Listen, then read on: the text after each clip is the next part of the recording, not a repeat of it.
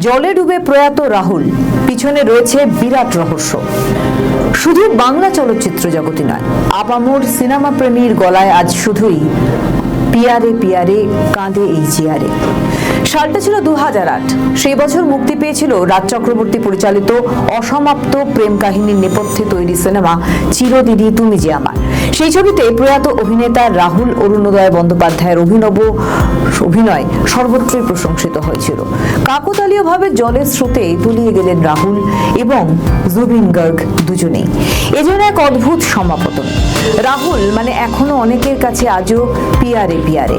রাহুল ও প্রিয়াঙ্কা সরকারের প্রথম সিনেমা চিরদিনই তুমি যে আমার বাংলা সিনেমা জগতে আলোড়ন ফেলে।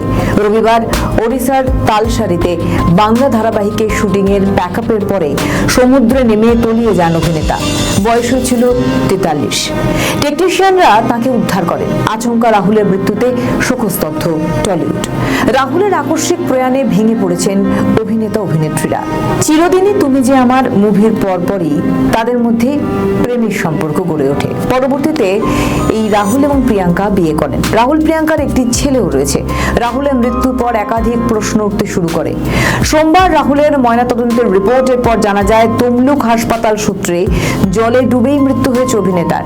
তার ফুসফুসের ভিতরে অস্বাভাবিক পরিমাণে পাওয়া গিয়েছে বালি এবং নোনা জল। তার খাদ্যনালী, শ্বাসনালী, পাকস্থলীর ভিতরেও বালি ঢুকে গিয়েছে। ফুসফুস ফুলে দ্বিগুণ হয়ে গিয়েছে লেখা রিপোর্টে তাই বলছে। অল্প সময় নয়, বরং দীর্ঘক্ষণ ধরে জলের তলায় ডুবে থাকলে এমন হয়, জানাচ্ছে ময়নাতদন্তের প্রাথমিক রিপোর্ট। অভিনেতা জলের তলায় অন্তত ঘণ্টাখানেক ডুবেছিলেন, ময়নাতদন্তের প্রাথমিক রিপোর্টে উল্লেখ করা হয়েছে।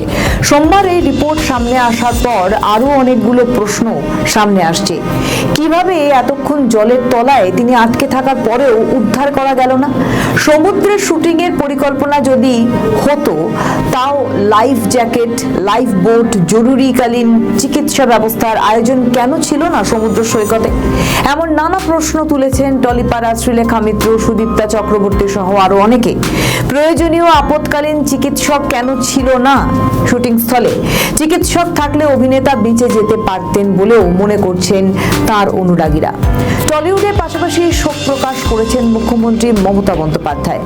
সোশ্যাল মিডিয়ায় তিনি লেখেন, আমার পছন্দের অভিনেতা ছিল রাহুল। কি করে কি হয়ে গেল বুঝে উঠতে পারছি না। বাবা মায়ের সম্পর্কের ভাঙা গড়া থেকে পিতৃবিয়োগের যন্ত্রণা সহজে সহ্য করলো সহজ।